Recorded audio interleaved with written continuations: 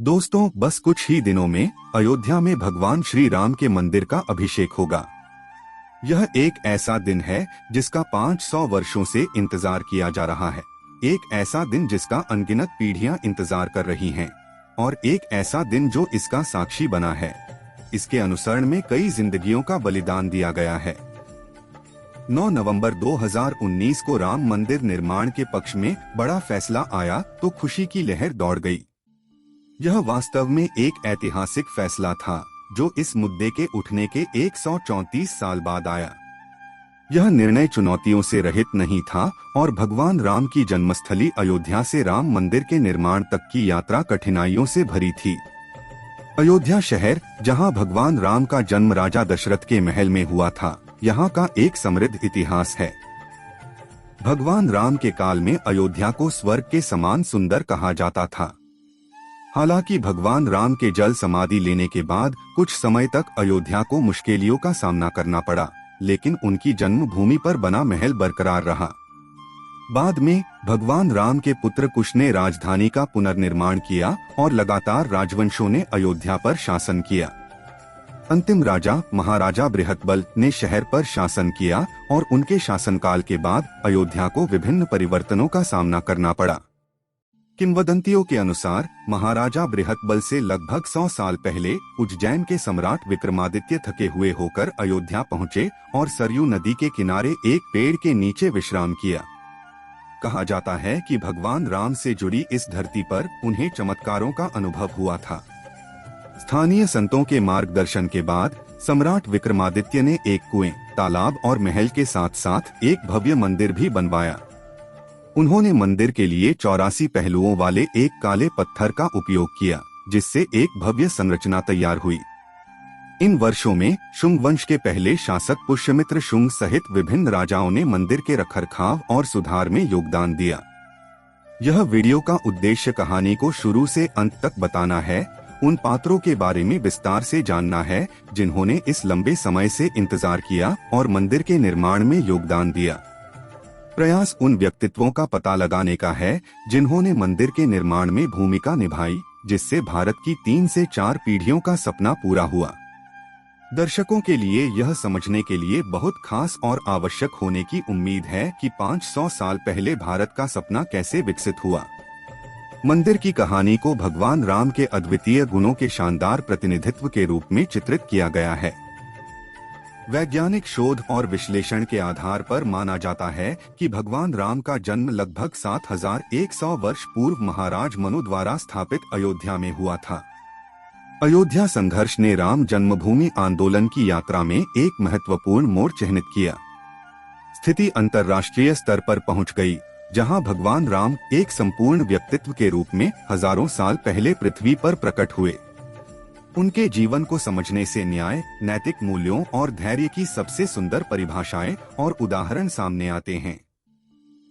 जैसा कि भारत 500 साल के लंबे इंतजार के बाद सही जगह पर भगवान राम के प्रकट होने का इंतजार कर रहा है, हमने दर्शकों को संघर्ष, धैर्य और अनुशासन की महाकाव्य कहानी के माध्यम से यात्रा पर ले जाने का फैसला किया। ऐसा कहा जाता है कि जब भगवान राम के पुत्र कुश ने अपने पिता के बाद अयोध्या पर शासन किया और जब अयोध्या को लगातार क्षय का सामना करना पड़ा, तो भगवान राम को समर्पित पहला मंदिर बनाया गया। कई पीढ़ियों ने इसकी देखभाल की और लगभग 44 पीढ़ियां इस दौरान शासन का नेतृत्व करती रहीं। विभिन्न स्थानों पर अनेक मंदिर बनाए गए। इसके बाद कहानी राजा विक्रमादित्य के आगमन के साथ सामने आती है, जो अयोध्या का दौरा करने पर कुछ चमत्कारी घटनाओं का अनुभव करते हैं, जिससे इस क्षेत्र के बारे में और अधिक जानने की उनकी जिज्ञासा बढ़ जाती है। राजा विक्रमादित्य अयोध्या के बारे में जानने के लिए निकल जाते हैं और कुछ साधु संतों से परामर्श करने पर पता चलता है कि अयोध्या को भगवान राम की जन्मभूमि माना जाता है।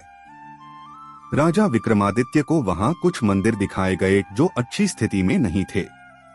इसके बाद महाराजा विक्रमादित्य ने अयोध्या में 84 स्तंभों वाले एक बड़े मंदिर का निर्माण करवाया, जो थोड़े वर्षों में इस क्षेत्र का सबसे बड़ा और सबसे भव्य मंदिर बन गया। जैसे जैसे समय बीतता गया, मंदिर निर्माण और पुनर्निर्माण की कहानियां चलती रहीं। अयोध्या के शासकों ने विभिन्न आक्रमणों से अपने मंदिरों की रक्षा की और विभिन्न स्थानों पर नए मंदिर बनाए गए।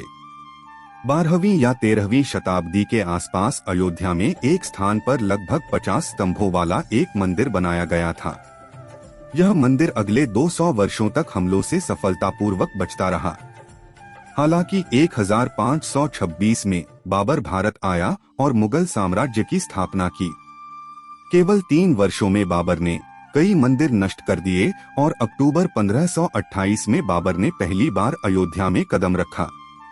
ऐसा कहा जाता है कि बाबर के आदेश और जनरल मीर बाकी की कमान के तहत लगभग 300 साल पहले बनाए गए मंदिरों को नष्ट कर दिया गया था। इसके बाद एक नई मस्जिद का निर्माण किया गया, जिसे बाद में औरंगजेब ने बाबरी मस्जिद नाम दिया।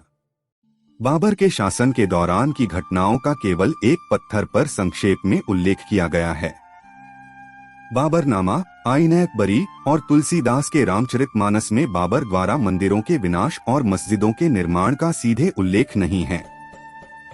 हालांकि तुलसीदास ने 16वीं शताब्दी में बाबर की क्रूरता और मंदिर को ध्वस्त करने की घटना का दोहे के रूप में सजीव वर्णन किया है।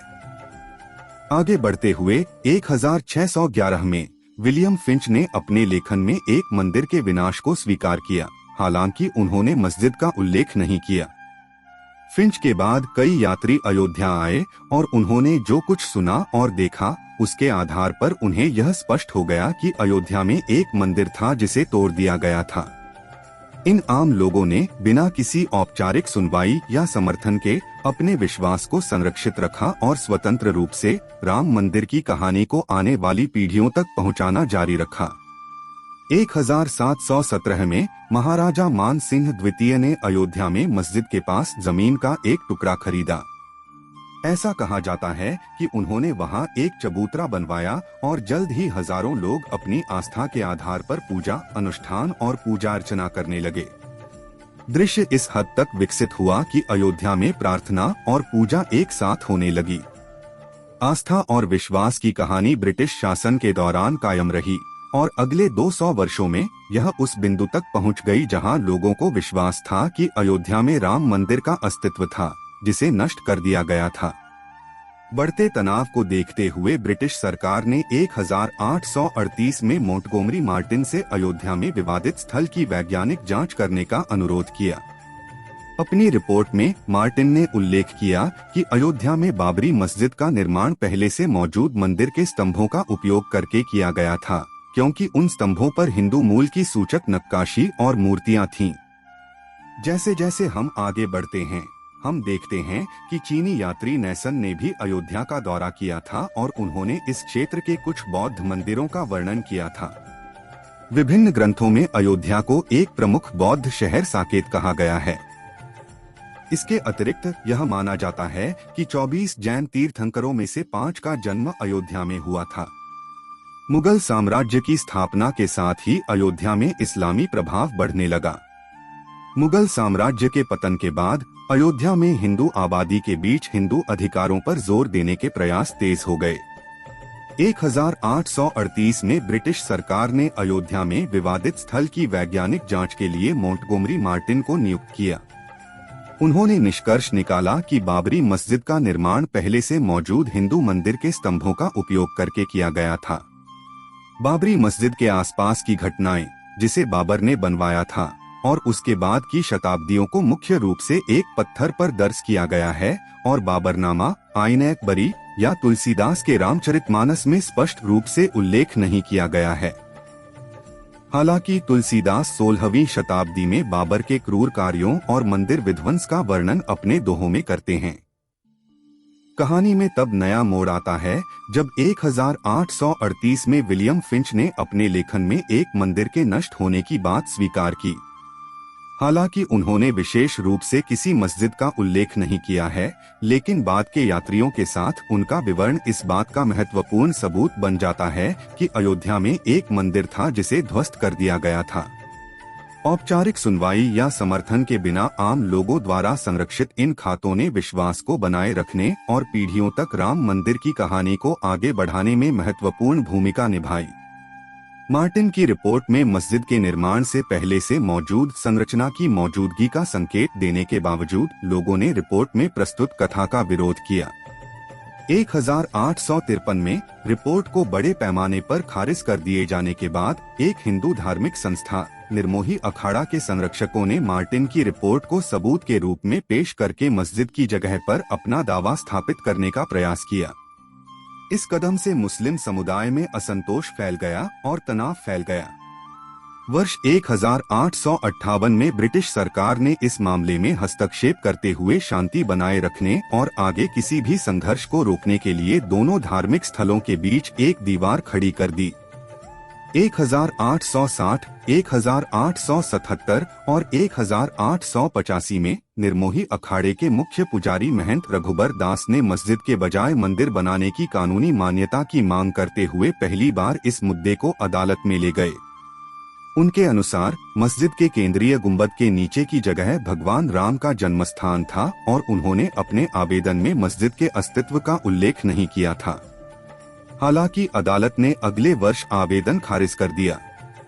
दोनों समुदायों के बीच कई विवादों और झड़पों के बावजूद 1934 तक स्थिति अपेक्षाकृत स्थिर रही, जब वक्फ आयोग ने बाबर की सुन्नी मुस्लिम पृष्ठभूमि को देखते हुए मस्जिद को सुन्नी संपत्ति घोषित कर दिया। 1947 में भारत को आजादी मिलने के साथ हिंदू और मुस्लिम दोनों समुदायों का मानना था कि अब वे विवादित स्थल पर नियंत्रण हासिल कर सकते हैं। सरदार पटेल के नेतृत्व में भारत ने प्रसिद्ध सोमनाथ मंदिर सहित विभिन्न मंदिरों का पुनर्निर्माण देखा। हालांकि इस दौरान अयोध्या और बाबरी मस्जिद ने ध्यान आकर्षित नहीं किया। दिसंबर 1949 में अखिल भारतीय रामायण महासभा ने अयोध्या में रामचरितमानस के 9 दिवसीय पाठ का आयोजन किया। इस घटना के दौरान 22 दिसंबर की रात को कुछ व्यक्तियों ने बाबरी मस्जिद में प्रवेश किया और केंद्रीय गुंबद के नीचे भगवान राम और सीता की मूर्तियां स्थापित की, यह दावा करते हुए कि देवता स्वयं प्रकट हुए थे। इस घटना की खबर फैलते ही दोनों समुदायों के बीच तनाव फैल गया। आखिरकार मामला अदालत तक पहुंच गया और 7 दिनों के बाद अदालत ने विवादित स्थल को विवादित भूमि घोषित कर दिया और किसी को भी इसमें प्रवेश करने से मना कर दिया। अदालत के फैसले के बावजूद दोनों पक्ष संतुष्ट नहीं थे और विभिन्न कानूनी लड़ाइयां जारी रहीं। 1950 में अदालत के फैसले को बदलने का पहला प्रयास गोपाल दास विशारद और महंत रामचंद्र दास द्वारा दायर एक आवेदन के साथ किया गया था। उनके तर्क के अनुसार इस क्षेत्र को भगवान राम का जन्मस्थान घोषित किया जाना चाहिए और इसमें मस्जिद का कोई उल्लेख नहीं था। हालांकि आवेदन अगले वर्ष खारिज कर दिया गया था। 1980 में स्थिति और भी बिगड़ गई जब एक नई राजनीतिक पार्टी भारतीय जनता पार्टी भाजपा का उदय हुआ। बीजेपी के नेता ने राम मंदिर निर्माण का खुलकर समर्थन किया और इसे प्रमुख राजनीतिक मुद्दा बनाया। इस राजनीतिक बदलाव का फायदा शुरुआत में बीजेपी को मिला। हालांकि इससे पहले अभी भी बहुत कुछ सामने आना बाकी था।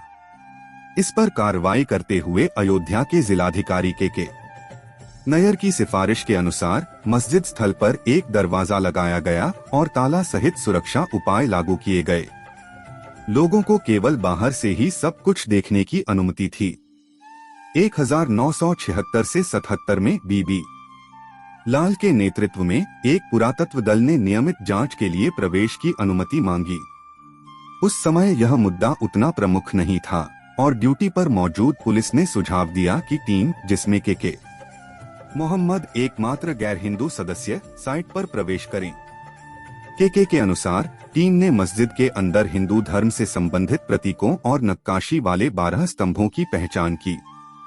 मोहम्मद उन्होंने उल्लेख किया कि 13वीं शताब्दी के मंदिरों में भी इसी तरह के प्रतीक और नक्काशी पाए गए थे।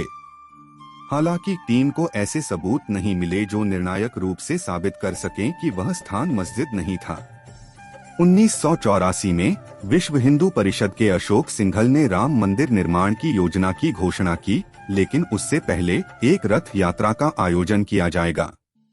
इस आंदोलन में भाग लेने के लिए विभिन्न स्थानों से भगवान राम का नाम लिखी ईंटें भेजी गईं।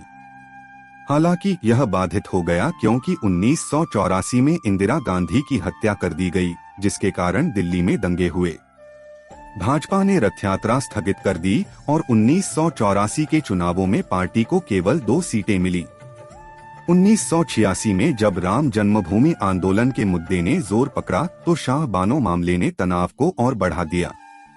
राजीव गांधी ने मुस्लिम समुदाय को खुश करने की कोशिश में अदालत के फैसले को बदल दिया। हालांकि इस कदम से हिंदू समुदाय परेशान हो गया।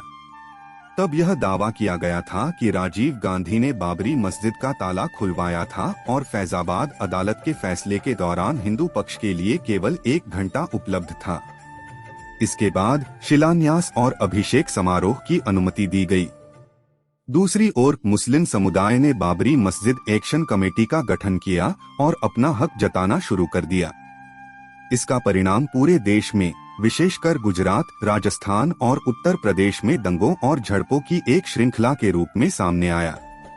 1988 में मंदिर के लिए आधारशिला रखी गई थी और इसके तुरंत बाद कार सेवा शुरू हो जाएगी। लाल कृष्ण आडवाणी सहित राजनीतिक नेताओं ने 1989 में अयोध्या से अपना अभियान शुरू किया। 1989 के चुनावों में भारतीय जनता पार्टी भाजपा ने 85 सीटें जीतीं और लाल कृष्ण आडवाणी के नेतृत्व में पार्टी ने वीपी सिंह का समर्थन किया। सिंह के नेतृत्व वाली सरकार। इसके बाद 1990 में सोमनाथ से अयोध्या तक रथ यात्रा शुरू हुई। रथ यात्रा को अपार जनसमर्थन मिला और इससे भाजपा मजबूत हुई। 1990 में लाल कृष्ण आडवाणी ने लोगों को समर्थन में जुटाने के लिए रथ यात्रा की शुरुआत की। यह अभियान प्रधानमंत्री वीपी सिंह द्वारा मंडल आयोग की मंजूरी के साथ मिलकर चलाया गया। सिंह ने देश भर में सांप्रदायिक तनाव को और भड़का दिया। हिंदू एकजुटता की लहर पर सवार होकर राम जन्मभूमि आंदोलन जैसे मुद्दों को अपने फायदे के लिए इस्तेमाल करते हुए भाजपा एक राजनीतिक ताकत के रूप में उभरी।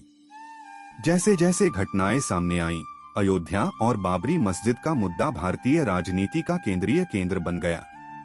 माना जाता है कि अयोध्या, वह शहर जहां भगवान राम का जन्म हुआ था, एक लंबे विवाद का केंद्र बन गया, जिससे देश में महत्वपूर्ण तनाव पैदा हो गया। 1976 से 77 में पुरातत्वविद बीबी लाल के नेतृत्व में की गई खुदाई के बाद, जिसमें मस्जिद में हिंदू धर्म से संबंधित प्रतीकों और छवियों वाले 12 स्तंभों की पहचान की गई, चर्चाएं तेज हो गईं। टीम के एकमात्र गैर हिंदू सदस्य के मोहम्मद के अनुसार 13वीं शताब्दी के मंदिरों में इसी तरह के प्रतीक और चित्र पाए जाते हैं, जो एक ऐतिहासिक संबंध का सुझाव देते हैं। हालांकि टीम को इस दावे का समर्थन करने वाले निर्णायक सबूत नहीं मिले कि मस्जिद स्थल कभी मंदिर था। 1989 में इस मुद्दे ने तूल तब पकड़ा जब बीजेपी ने 85 सीटें जीतीं और लालकृष्ण आडवाणी पार्टी अध्यक्ष बने। भाजपा ने वीपी सिंह की सरकार का समर्थन किया और वह उनके समर्थन से प्रधानमंत्री बने। अयोध्या में नियमित बस सेवाएं देखी गईं और गति जारी रही। हालांकि वीपी सिंह की सरकार ने मंडल आयोग की मंजूरी के बाद देश भर में दंगों के कारण नए तनाव पैदा कर दिए। भाजपा ने अपने वोट बैंक को मजबूत करने और हिंदू समुदाय को एकजुट करने के लिए सोमनाथ से अयोध्या तक रथ यात्रा पर विचार किया। 1990 में लालकृष्ण आडवाणी ने रथ यात्रा शुरू की, जिसे भारी समर्थन मिला। हालांकि वीपी सिंह को यह एहसास हुआ कि उनकी सरकार बीजेपी के समर्थन पर निर्भर है। उन्होंने लालू प्रसाद यादव से बातचीत की। 22 अक्टूबर 1990 की रात को एक आश्चर्यजनक घटनाक्रम में आडवाणी को बिहार के समस्तीपुर में गिरफ्तार कर लिया गया। अगले दिन अटल बिहारी वाजपेयी ने वीपी सिंह की सरकार से समर्थन वापस ले लिया। राजनीतिक दांवपेच चलते रहे तो आम लोगों और कार्यकर्ताओं के बीच भी कोशिशें जारी रहीं।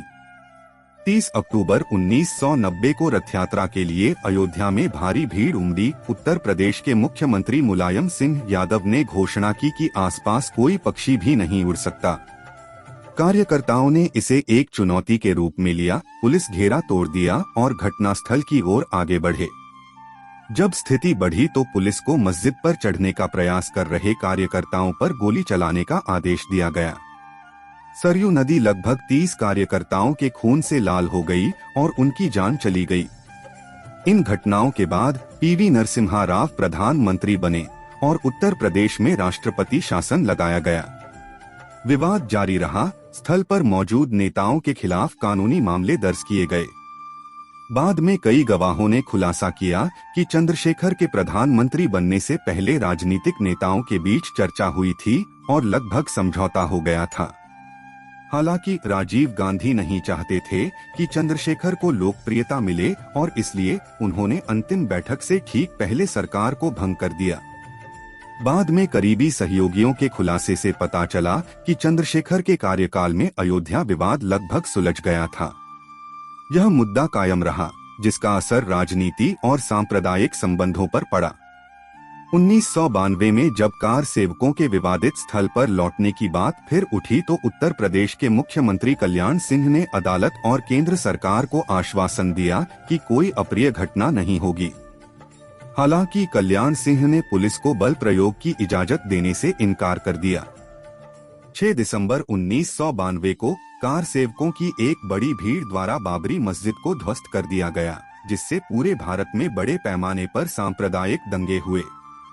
अंतर्राष्ट्रीय मीडिया ने इस मुद्दे पर ध्यान केंद्रित करना शुरू कर दिया और विभिन्न देशों में इस खबर को प्रमुखता से कवरेज मिली। विध्वंस के परिणाम स्वरूप उत्तर प्रदेश में राष्ट्रपति शासन लगाया गया और घटना के दौरान मौजूद नेताओं के खिलाफ अदालत में मामले दर्ज किए गए।